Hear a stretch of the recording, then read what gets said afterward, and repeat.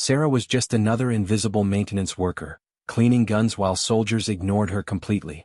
But when she accidentally saw secret kill orders on a pilot's tablet targeting innocent refugees, everything changed. Now the hunters had become the hunted, and only she could stop a massacre disguised as a military mission. Before watching full story, comment below from where you watching. Also like and subscribe for more stories.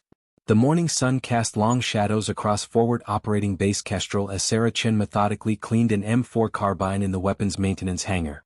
At 28, the Asian American technician had perfected the art of invisibility among the towering male soldiers who dominated the base. Her movements were precise and economical, each action honed by years of routine that had made her nearly transparent to those around her. Sergeant Torres approached with his usual clipboard and dismissive manner. Chen. Apache 7-7 Alpha needs a full service on the M230 chain gun. Priority 1. Wheels up at 1400. Sarah didn't look up from her work. Understood. Torres walked away without waiting for acknowledgement. 20 minutes later, Sarah wheeled her maintenance cart across the sun-baked tarmac toward the Apache helicopter. Captain Morrison and Lieutenant Hayes conducted their pre-flight inspection, treating her approach as routine background activity. Morning, sir. Here for the M230 service, Sarah announced. Morrison glanced at her briefly. Yeah, whatever. Just make it quick. Sarah began examining the 30mm chain gun beneath the Apache's nose. Her small hands moved efficiently through spaces that would challenge larger technicians, removing access panels and checking internal mechanisms. The work had become second nature after 3 years on the base. As she worked, Morrison and Hayes climbed into their cockpits. Morrison pulled out a ruggedized tablet, scrolling through mission briefings. Their conversation drifted down to where Sarah worked beneath them. Remember, total radio silence once we're in Sector 7, Morrison instructed. No chatter, no acknowledgements. Hayes shifted uncomfortably. What about the ROE brief? There is no ROE brief. This one's off the books. The exchange sent a chill through Sarah. Off-the-books missions were rare and typically meant something had gone very wrong somewhere up the chain of command. Sir, I need to test the traverse mechanism, she called up. Could you power up the gun systems? Fine. Hayes, bring her online. The gun system hummed to life. Sarah guided the barrel through its range of motion while her position below the cockpit gave her an unintentional view of Morrison's tablet screen. At first, she saw standard operational details, satellite imagery, coordinate grids, timeline notations. Then Morrison scrolled to a new page and Sarah's world shifted. The screen displayed surveillance photos of a refugee camp. Red crosshairs marked specific tents with clinical precision. The header read, Operation Clean Slate Civilian Elimination Protocol. The timestamp showed the mission was scheduled for 1,600 hours. Sarah's hands continued their mechanical work while her mind raced. The refugee camp housed families displaced by recent fighting, people seeking safety under international protection. The crosshairs weren't marking military targets, they were targeting civilian shelters. Systems check complete, sir, she managed, her voice steady despite the adrenaline. Just need to secure the access panels. As she worked, Sarah made the mistake of glancing up at the cockpit one more time. Morrison was looking directly down at her, his eyes cold and calculating. The tablet screen was still visible, still showing those damning crosshairs. For a moment that stretched like eternity, they stared at each other. Morrison's expression shifted from mild annoyance to sharp assessment as he realized exactly what Sarah might have seen. Hayes, Morrison said quietly, never breaking eye contact with Sarah, I think we need to have a conversation with our maintenance tech. Sarah's survival instincts kicked in immediately. She lowered her gaze and began packing her tools with deliberate normalcy. All set, sir. Guns ready for operations. Chen. Wait. Sarah's hand found the grip of her Leatherman multi-tool as Morrison began climbing down from the cockpit. Her mind cataloged distances: 50 meters to the nearest hangar, 70 meters to the motor pool where other soldiers would be working. I just want to make sure you completed the full inspection, Morrison said with false casualness. Can't have any malfunctions on an important mission. Yes, sir. Full inspection completed. No issues found. Morrison stopped close enough to intimidate. Good. And I'm sure a professional like you understands operational security. Some things soldiers see need to stay confidential. Of course, sir. I understand operational security. Morrison studied her face, looking for deception or fear. Sarah had learned to school her features into professional neutrality. Outstanding. Carry on. Sarah pushed her cart toward the hangar, fighting the urge to run. Behind her, she heard Morrison speaking in urgent, low tones to Hayes. Once inside the hangar, Sarah moved quickly toward her supervisor's office. Master Sergeant Williams had always been fair with her, treating her skills with respect. If anyone would listen, it would be him. She found Williams reviewing maintenance schedules. "Sergeant Williams, I need to speak with you about something urgent." Williams noted the tension in her voice. "What's going on, Chin?" Sarah closed the office door. "I just completed maintenance on Apache 7 to 7 Alpha. While working, I inadvertently saw classified mission materials on Captain Morrison's tablet." Williams leaned back, his expression growing serious. "Chin, you know better than to." "Sergeant, they're planning to attack a refugee camp. I saw targeting information for civilian tents. Children's shelters marked for elimination." Williams studied her face, looking for any sign of exaggeration. Sarah had never been one for drama. "You're absolutely certain?" "Operation Clean Slate. Civilian Elimination Protocol. Scheduled for 1,600 hours today." Williams reached for his secure phone, then hesitated. "Chin, accusations like this. If you're wrong, it ends both our careers. If you're right." He didn't finish, but Sarah understood the implications. "I know what I saw, Sergeant." Williams began dialing the base commander's office. Sarah felt momentary relief until Williams suddenly hung up, his face pale. "The line's been disconnected. That number goes straight to Colonel Patterson's office. It should never be disconnected." The hangar's main lights went out. Emergency lighting cast everything in eerie red. In the distance, vehicles moved quickly across the base. Williams peered through his office blinds. "There's a squad of MPs heading this way. Chin, you need to get out of here. Now." Williams pulled a 9mm pistol from his wall locker, checking the magazine before handing it to Sarah. "Do you know how to use this?" Sarah took the weapon. "I maintain them. I know how they work. Stay low, trust no one, and get to the communications center. Lieutenant Colonel Martinez in Signals Intelligence is clean, I'd bet my life on it." Boots thundered across the hangar entrance. Williams grabbed a radio. "Frequency 47.3. Emergency channel. If you can't reach Martinez, broadcast everything." Sarah pocketed the radio and moved toward the office's rear exit, which led to maintenance corridors she knew better than anyone on the base. As she reached the door, Williams grabbed her arm. "Chin, if this is real, you're the only person who can stop it." Sarah slipped through the door as the hangar's main entrance burst open. The maintenance corridors beneath the base were a labyrinth she'd spent countless hours navigating. Now that knowledge might keep her alive. She moved through darkness by memory, her footsteps silent on concrete floors. Behind her, systematic searching and voices calling for her surrender echoed through the passages. The corridor led toward the communications center through tunnels lined with cables and ventilation ducts. 20 meters ahead, a beam of light swept across the intersection. Sarah pressed against the wall as boots echoed nearby. The light moved away, and Sarah continued upward toward the communications building. She reached a maintenance access point secured with a standard lock that yielded to her universal key card. The basement hummed with servers and networking equipment. Sarah found a terminal and logged in with her maintenance credentials. Her invisible status gave her access that most soldiers lacked.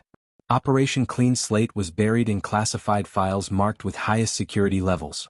The scope became clear as she read 3 refugee camps marked for elimination, all containing witnesses to something called Package Blackwater. Sarah realized the pattern.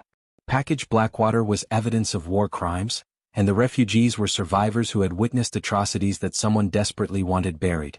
She pulled out Williams's radio and tuned to frequency 47.3.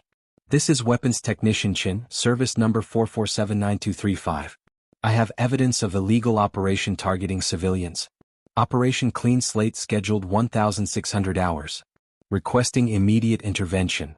Only static answered. She tried again with no response. Footsteps on the stairs above sent her moving. Sarah downloaded the files to a flash drive, erased her access logs, and headed for the rear exit. The data was her only proof. Outside, normal base traffic had been replaced by deliberate patrols hunting for her. Sarah needed to reach Lieutenant Colonel Martinez, but the Signals Intelligence building was across 300 meters of monitored ground. Her knowledge of base infrastructure provided an alternative. Steam tunnels carrying heating and cooling ran beneath the main thoroughfares. Access required maintenance credentials she possessed. Sarah found the nearest tunnel access in a utility shed. The narrow metal hatch led to a world of pipes and machinery, air thick with steam and machinery noise. Emergency lighting provided minimal visibility, but she knew these passages well. The tunnel system connected every major building, designed for maintenance access without disrupting surface operations. Sarah had learned the layout during her first months on base, understanding that infrastructure knowledge might prove valuable. As she moved through the tunnels, vehicles overhead grew more numerous and urgent. The conspiracy was mobilizing significant resources, which meant the operation was larger than a single rogue pilot. She emerged into the signals intelligence building through a storage room filled with electronic equipment. Lieutenant Colonel Martinez sat in his office studying multiple monitors displaying signal intercepts and communication patterns. He was one of the few officers who had always treated her with professional respect. Technician Chin, Martinez looked up with surprise. "What brings you here?" Sarah closed the door and activated the privacy lock. "Sir, I need to report a critical security breach. I have evidence of an illegal operation targeting civilians." Martinez's expression shifted to full attention. "Explain." Sarah quickly outlined what she'd witnessed, producing the flash drive. Martinez reviewed the data, his face growing darker with each screen. "This isn't random attacks. Someone's eliminating witnesses to war crimes. The coordination suggests this goes high up the command structure." Before Sarah could respond, Martinez's secure phone rang. He frowned at the caller ID. "It's base security. They're not supposed to have this number." He answered cautiously. The voice on the other end requested Sarah's immediate location for security purposes. Martinez claimed he hadn't seen her and hung up. "They're moving fast. Too fast. This was planned in advance." Martinez worked at his terminal, accessing communication protocols. "I'm going to try reaching someone outside the base." An alarm began blaring throughout the building. Red warning lights flashed as emergency lockdown protocols activated. No one in or out until the security situation was resolved. "They're isolating the base," Martinez realized, watching communication systems shut down in sequence. "No outside contact until they find you." Sarah felt trapped. "What about the mission? Those refugees?" Martinez studied his screens. "There might be another way. There's an emergency backup transmitter in the command bunker. It's designed to function independently if primary systems are compromised." "Can you access it remotely?" "Someone would have to physically access the bunker and manually activate the system. It's a two-person operation." Sarah understood. "I can get to the bunker. The maintenance tunnels connect to it." "Chin, that bunker will be crawling with security. Those refugees don't have 4 hours. I've been invisible on this base for 3 years. Time to use that." Martinez provided authentication codes Sarah memorized. As she prepared to leave, he grabbed her arm. "If this goes wrong..." "It won't. I know how these systems work." The tunnels leading to the command bunker were older and more heavily shielded. Sarah moved through passages lined with redundant cables and backup power systems. As she approached the bunker, activity overhead intensified. The bunker access required both keycard and biometric scanning beyond her credentials. But Sarah remembered the ventilation system. The air handling required massive circulation, and the intake vents were secured against infiltration but not by someone with maintenance knowledge. She found the primary air intake hidden behind concrete barriers. The grill yielded to her tools, and the duct beyond was narrow but navigable. Crawling through the ventilation system, Sarah followed airflow toward the bunker's interior. She found an access grill opening into a storage room adjacent to the communication center. The emergency transmitter was visible through the doorway, massive equipment that looked like science fiction. Getting to it required crossing the main floor under the noses of 6 operators. Sarah waited for shift change, timing her movement to coincide with handoff procedures when operators focused on transitions rather than monitoring. She moved between equipment racks like a shadow, using her small stature and knowledge of blind spots. The emergency transmitter's control panel required technical knowledge and proper authorization codes. Sarah began the activation sequence as warning lights flashed on operator consoles throughout the room. She entered Martinez's authentication codes and transmitted on emergency frequencies reserved for war crimes reports. Her message was comprehensive: operation details, timeline, target information, and evidence location. Emergency transmission to all commands. Forward operating base Kestrel reporting imminent war crimes. Operation Clean Slate scheduled 1,600 hours targeting refugee camps. Request immediate intervention. The transmission reached every military command center within 500 miles. Within minutes, someone outside the conspiracy would know about the planned attacks. But as Sarah prepared to transmit detailed files, boots thundered across the communication center floor. She'd been discovered. There. By the emergency transmitter. Sarah dove behind the massive equipment as shots rang out, bullets sparking off armored housing. The machine provided excellent cover, but she was trapped with only one exit across 40 meters of open floor. She remembered the emergency transmitter's connection to the base's power grid through high-voltage transformers. If she could create a controlled overload, the resulting power failure would give her darkness to escape. Sarah found the transformer housing and began working with her tools while bullets continued impacting around her position. The power system was robust, but every system had vulnerabilities. Morrison's voice echoed across the room. "Cease fire. We need her alive until we know who else she's contacted." Sarah continued working on the transformer, finding the circuit she needed. The overload procedure would take 30 seconds to build enough current to trip main breakers. "Chin," Morrison called out. "You've caused enough trouble. Come out and we can discuss this professionally." "I know you're listening, Chin. Those people in the refugee camp aren't innocent civilians. They're intelligence assets who've outlived their usefulness." Sarah's hands never stopped working as Morrison continued his justification about packaged Blackwater being a necessary operation and refugees knowing too much about classified activities.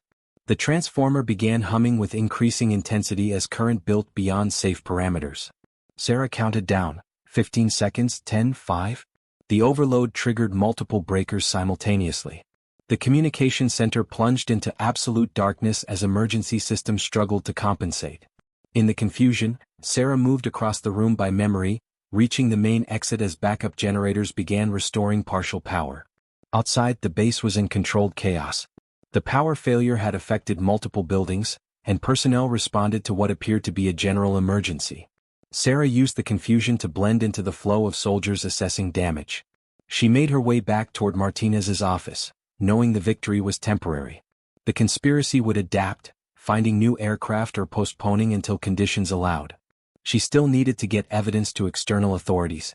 She found Martinez working frantically at multiple terminals while monitoring emergency frequencies. "The explosion bought us time," Sarah reported, "but they'll find alternative aircraft."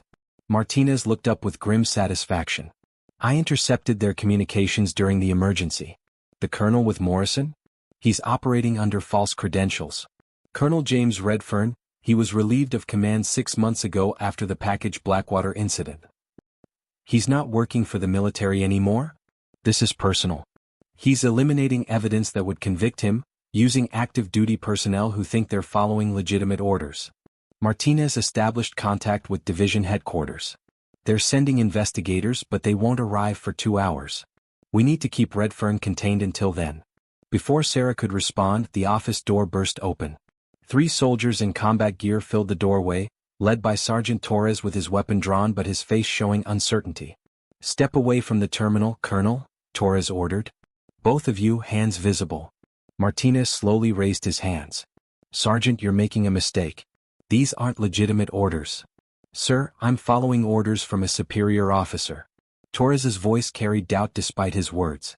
"Chin is wanted for sabotage and theft of classified materials." Sarah realized Torres genuinely believed he was doing his duty.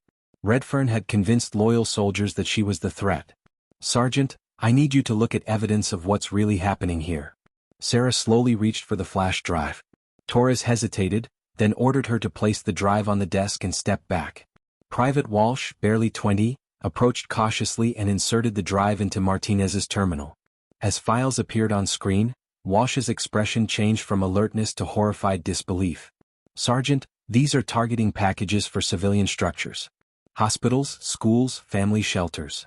Torres moved to see the screen, his conviction crumbling as he read operational details. "This has to be a mistake." Colonel Redfern said Chin had stolen and altered classified files. "Look at the metadata," Martinez suggested quietly. "Creation dates and authorization codes show this operation was planned weeks ago." Torres studied the evidence, his training allowing him to interpret the technical details. The documentation was overwhelming and clearly authentic. "Private Walsh, get Colonel Patterson on the secure line," Torres said slowly. "We need the base commander immediately." Another soldier interjected. "Sergeant, Colonel Redfern said Patterson was compromised. That's why we're operating under alternative authority." Sarah saw the moment Torres understood the deception's scope. His face went pale as he realized he'd been manipulated into hunting the person trying to prevent war crimes. "Stand down," Torres ordered his men. "Lower your weapons." "I said stand down. We've been played." Torres moved to Martinez's communication console. "Colonel, can you verify the transmission you sent?" "Confirmed. Division headquarters acknowledged receipt and is dispatching investigators. 80-90 minutes. Explosions erupted outside, followed by automatic weapons fire. Redfern had abandoned subtle manipulation for direct assault. They're attacking the communications center, Torres realized. Trying to cut our contact with outside commands. Martinez began emergency procedures to back up and transmit all critical data. Chin helped coordinate the transfer. "You know these systems better than anyone." Sarah moved to backup terminals, initiating multiple transmission protocols simultaneously. Files containing evidence began uploading to servers worldwide, ensuring the conspiracy couldn't be buried even if they all died. The building shook as explosions moved closer. Through windows, Sarah saw figures in military gear advancing under smoke cover, using standard assault tactics that meant Redfern had convinced additional personnel to join his operation. "How many people are part of this?" Sarah asked while working. "Probably fewer than Redfern wants us to believe," Martinez replied. "Most soldiers think they're responding to legitimate security threats." Torres positioned his men defensively. "We can hold them maybe 20 minutes. Sarah's upload showed 70% complete. The evidence was spreading across military networks faster than the conspiracy could contain it, but she needed more time. The first assault came through the main entrance. Flashbang grenades detonated, followed by soldiers advancing under cover. Torres and his men returned fire from defensive positions. "Chin. How much longer?" Torres called during a brief lull. 2 minutes for complete upload." Attackers regrouped and began placing explosives against exterior walls, preparing to breach multiple points simultaneously. Martinez continued transmitting updates to external commands while Sarah's uploads reached 90%. The exterior wall exploded inward. Smoke and debris filled the room as figures moved through the breach. Sarah dove behind a server rack as bullets sparked off metal housing. Through the chaos, she heard Redfern shouting, "Secure the terminals. Nothing gets transmitted." But it was too late. Sarah's uploads completed successfully, sending complete evidence to division headquarters, Pentagon oversight and congressional intelligence liaisons. Operation Clean Slate was now documented in systems Redfern couldn't control. Sarah emerged from cover as shooting stopped. Torres and his men had been overwhelmed, but the transmission was complete. Redfern stood among the smoking ruins, his face dark with rage. "You have no idea what you've done," Redfern snarled. "Those refugees sold out American operations. They deserve what's coming." "Even if that were true," Sarah replied steadily, "it wouldn't justify mass murder." Redfern raised his sidearm, pointing it at Sarah's head. "None of this matters. Different aircraft, different timeline, same result." "No, it can't." Colonel Patterson appeared in the doorway with a full company of military police. The legitimate base commander had been secured by loyal troops while the conspiracy played out. "Colonel Redfern, you're under arrest for conspiracy, treason, and attempted murder. Your operation is terminated." Redfern kept his weapon trained on Sarah. "You don't understand the bigger picture, Patterson. Sometimes soldiers make hard choices. The only choice is whether you surrender or force my men to shoot you." The standoff lasted several tense seconds before Redfern slowly lowered his pistol.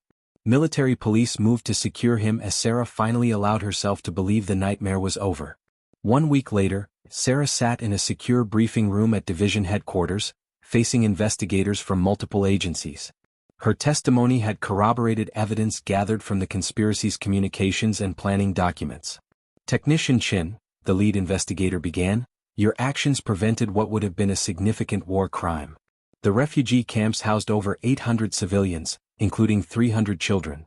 The investigator continued, "We're recommending you for the Soldier's Medal and immediate promotion to Staff Sergeant. Your technical expertise and moral courage under extreme pressure exemplify the best traditions of military service." After the briefing, Sarah walked toward her new assignment in the Inspector General's office. Her days of invisible maintenance work were over, replaced by a role preventing future conspiracies. Passing the flight line, Sarah noticed a young female technician working on an Apache's gun systems. The woman moved with methodical precision, her presence barely acknowledged by pilots conducting pre-flight checks.